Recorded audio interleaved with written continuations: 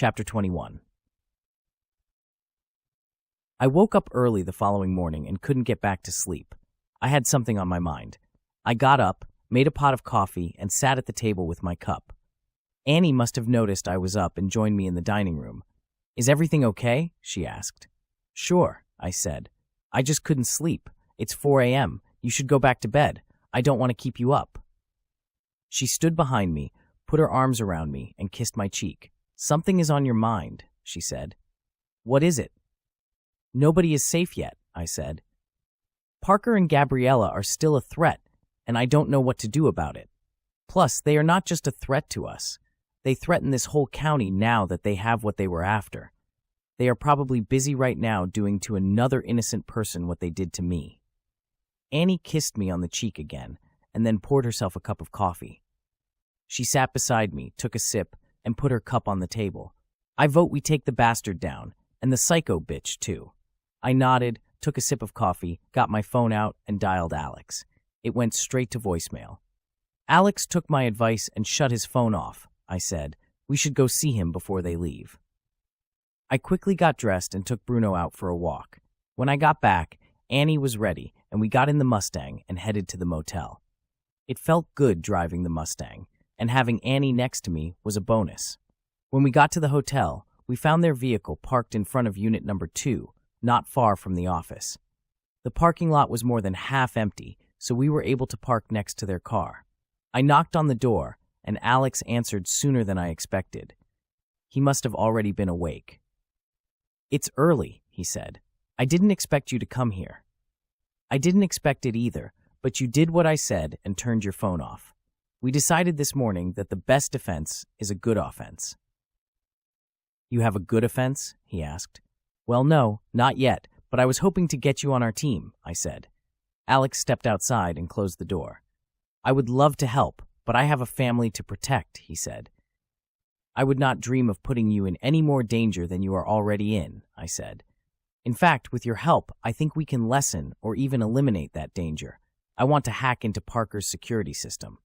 Things have changed a lot over the last 5 years. I don't think I can do it myself." "John, you should know better than anyone that I am not a hacker," he said. "No, but you work at a bank where you implement strategies to keep hackers out. You must have learned something," I said. Alex thought momentarily and said, "All I can do is try. Come on inside." We followed him into the motel room.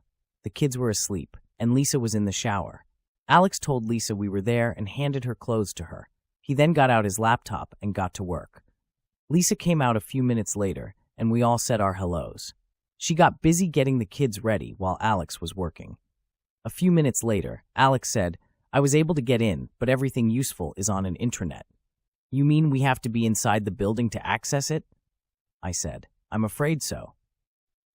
"What if we could access an individual computer hooked up to both the internet and intranet?" "You would need to get a Trojan program onto that computer. How would you do that?" "I don't know," I said. "I'll figure something out. Do you think you can write it?" "Probably, but I will need time to research it," he said. "As I said, I'm not a hacker. Do what you can when you are safely back in Florida. I will work on how I can plant it onto one of their computers." Annie and I got back in the car and decided to go out for breakfast. We stopped at a place near the motel. This place had a lot of healthy choices, and Annie ordered granola with fruit and yogurt. I went old school and ordered bacon and eggs with toast. We talked about a lot of things other than the matter at hand. Mostly, we talked about our past together. Annie told me many stories about what she and I did together, none of which I remembered. I was hoping that some of John's memories left behind were of Annie and me, but I did not find any that morning. Finally, Annie said, "Perhaps we should discuss what we should do next about eliminating our problem." "I've been thinking about that," I said. "You told me I worked for a private security company. What's the name of the company?" "I think it's called O'Neill Protective Services," she said. "It was started several years ago by a former Marine named Conor O'Neill. He lost a leg in Afghanistan and, from what you told me, was bored when he returned to the States. He needed something to do, so he got into the security business. When you left the Army, you needed work. His ad was the first one you inquired about. I never met the man, but you did speak highly of him. I believe you two have much in common. Do you think he would help us? I asked. It would be a conflict of interest for him, and I think he takes his responsibility seriously, but I think he will help because, from what you told me, he has good character and will do what is right. Do you know how to contact him? I'm afraid not, but I'm sure he's listed, Annie said as she picked up her phone to search. Here he is, she said as she showed me her phone. He's in town. Can we go see him now? I think we have some time before Bruno needs a walk. By then, the check was already on the table. I looked at it, figured out the tip, then rounded up and left cash on the table. We got into the car and headed to the address Annie had found. It was on the other side of town, and traffic was heavy, so it took a little while to get there. Annie told me more stories about our time together during the drive. They seemed like great times, and I wanted desperately to remember them. I said, I hate that I don't have those memories. I would love to do those things with you again so that I can remember. I would love that too, Annie said, and when we're done, we can make new memories together. Like we're doing now? I asked. 50 years from now, we may think of these days as some of our best, she said. We arrived at our destination at the edge of town. It was a small, standalone building that looked like it had been a house at one time. It was in a commercial area, but at the time it was built, approximately 100 years ago, the area was probably very different. I saw a new-looking sign near the street that said O'Neill Protective Services. Another sign with the same words hung above the door, but this one was wood with engraved lettering. It reminded me of something you would see in the Old West. I opened the door, held it for Annie, and walked in behind her. To the left was a doorway that led to a small kitchen. To the right was a large desk. A young black woman sat behind the desk. She was attractive, perhaps in her late 20s, with her hair cut short. I guessed she was also ex-military. She looked up and when she saw me, said very excitedly, "John, you're okay. What happened? Where have you been?" She didn't wait for a response. She got up, walked around the desk, and hugged me. "It's a long story," I said. She looked at Annie and said, "You must be Annie," and hugged her too. This woman liked to hug. "John has talked a lot about you." "Prosody rid, I hope," Annie said. "Of course, he really loves you," she said. "Oh, where are my manners? My name is Vanessa, but everyone around here calls me Jax." "It's nice to meet you, Jax," Annie said. "How did you get that nickname?" "I was born and raised in Jacksonville," she said. "Is Connor in, Jax?" I interrupted. "I'm sorry, John," she said. "He's in his office." She pointed to a closed door on the left. "No, I'm sorry," I said. "I interrupted you. I didn't mean to be rude. It's just that we have a lot to do in a short amount of time." "No worries," she said. "I'm just glad you are well." "I appreciate that," I said. I knocked twice on Connor's door and then opened it. "Are you busy?" I asked. "John, come on in," he said as he stood up to shake my hand. He wore long pants, so it was difficult to tell he had a prosthetic leg. His left leg did look slightly thinner, so I assumed that was the one. "It's good to see you. I'm so glad you are okay. This must be your lovely fiancé." He shook Annie's hand and she said, "I'm Annie. Nice to meet you." "Please, sit," he said and motioned to the two chairs in front of his desk. I sat in the chair next to the window, and Annie sat beside me. Connor sat back at his desk. He was perhaps 35, with wavy red hair parted on the side. He had an unshaven look that seemed to be more common than it was 5 years before. "I am happy to see you, John." He said, "What happened to you? We didn't know if you had an accident, walked off the job, or something else." "It wasn't an accident," I said. "I overheard something I wasn't supposed to, and Parker managed to erase my memory. I have almost no memory of you or anything before the incident." "Almost," he said. "I have some vague, random memories, but that's it," I said. "How is it even possible to erase someone's memory, and how do you know you overheard something if you have no memories?" he said. "It's hard to explain, but they have a machine capable of messing with people's memories. It is what we were hired to protect." "I also found this," I said, pulling out my phone and bringing up the video of Parker and General Rafferty. I set it on the desk and waited for him to watch it. When the video ended, he looked at me and said, "This is some serious shit." I always considered Parker to be unscrupulous, but this seems downright criminal. Have you gone to the authorities with this? Not yet, I said. I let them know I have it, so, for now, I think they will be reluctant to kill me, but I won't be safe until they are stopped. How did you even get that video? And if he wanted you dead, why didn't he kill you instead of erasing your memory? Connor said. How I got the video is a long story. As far as them not killing me, it is because they needed me alive to get something important that I had. Some of his people, including his girlfriend, kidnapped someone I care about to get it. Now that he has it, he doesn't want loose ends. That's pretty vague, Connor said. I know, I said. It's best you don't know everything for your own good. I need you to trust me on this one. Okay, he said. I will help if I can. What can I do for you? We need access to their computer system. The only way to do it is to have someone on the inside plant a Trojan program on one of their computers, I said. I'm sorry, John, he said. Parker canceled his contract with us the day after you went missing. He said trust was compromised, but he wouldn't elaborate. I had no idea what he was talking about, but now I see. He must have hired another agency, or maybe he hired people directly. That's disappointing, I said. I guess we will have to figure something else out. Annie and I got up, said our goodbyes, and left his office. We almost reached the door when Connor called to us from his office doorway. Hey, I have an idea. He motioned for us to come back into his office, which we did. Can that Trojan program be put in an email? He said. I thought for a moment and said, I believe so, but someone on their end would have to open the attachment. That is highly unlikely, given they would be trained to be suspicious. What if the email comes from a trusted source? What are you getting at? I asked. I was just about to send Parker my final invoice. It's something that I have been sending him once a month since we started working with him. Can it be embedded into the invoice?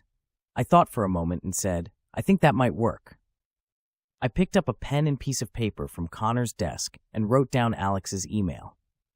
Can you send the invoice to this email? It belongs to someone who is helping us. He should be able to embed the code and send it back to you. When you get it back, don't open it, just attach it to your email and send it off. You should know, though, that this might put you at risk. I've faced opponents much better than that dipshit Parker, he said. Thank you, Connor. I said and picked up one of his business cards. I'll call you. We started to leave again, and Connor said, Oh, I almost forgot. I have your paycheck. Normally it's direct deposited, but we thought you might have quit. If you did, it's better to have you pick it up in person so we can go over exit procedures. He opened the drawer and put the check down on his desk in front of me. I didn't quit, I said. I need some time off, but I hope to have a job still when I get everything settled. I will be glad to have you back, Connor said. I picked up the check, thanked him, and then we headed back to Annie's apartment. On the way, I texted Alex and told him about the email that would be coming. Once back at Annie's apartment, Annie and I took Bruno for a walk. After he did his business, we were back on the road again. This time we were in Annie's Explorer so that Bruno could come along. We went back to the same dog-friendly restaurant we had been to before. Annie ordered a salad with strawberries and pecans, and I don't know what else. I got a bacon double cheeseburger with fries. That stuff will give you a heart attack one day, she said. I'll tell you what, if I survive the next 2 days, I will let you choose what I eat 4 days a week for the rest of my life. That's an interesting offer that I can't pass up. I guess I will need to keep you alive, she said with a smile. I smiled back and said, I guess you will. I thought about how much my life had improved in such a short time. I felt my future could be bright, except for the nagging problem of people wanting me dead. Now that I have a paycheck, I feel like my life is starting to become normal, I said. I just don't know how to cash it. I need a bank card and a driver's license, don't I? I don't even know where I do banking. I know where your bank is. Do you have your passport with you? Yes. Good. We should have enough time to take care of that today. There's not much else we can do now. Our server put our check on the table shortly after we finished eating. Annie picked it up, handed it to me, and said, Now that you have a paycheck and are becoming more normal, you can afford to take me out sometimes. I seem to remember paying last time. Get used to it, she said with a smile. We drove to the DMV so I could get a replacement driver's license. I thought it would take hours, but I had a new license in my hand in less than 45 minutes. I looked at it and felt like I was well on my way to being normal again. I took out the fake driver's license that Gabby gave me and threw it in the trash on the way out. I didn't need any reminders of her. We then went to the bank, which was also much quicker than expected. I got a temporary debit card until my actual card arrived in the mail. While I was there, I deposited my check and withdrew $300. I still had cash, but I didn't like using the card for anything. I suspected Parker and Gabby had no idea I knew who I was, but just in case, I thought the fewer breadcrumbs I dropped, the better. It was getting late, so we went back to Annie's apartment. We ordered Chinese food and sat on the sofa together while we ate. When we finished eating, we tried to plan our next move. I opened my laptop and brought up Parker's building on a map. I switched over to satellite view and then zoomed in. The building was rectangular, with a highway to the left of one of the short sides. A large parking lot took up the front and right sides. Behind the building was a large, grassy area, perhaps a wetland. I couldn't tell from the photo. I could also see a fence enclosing the entire property. I switched over to the street side view.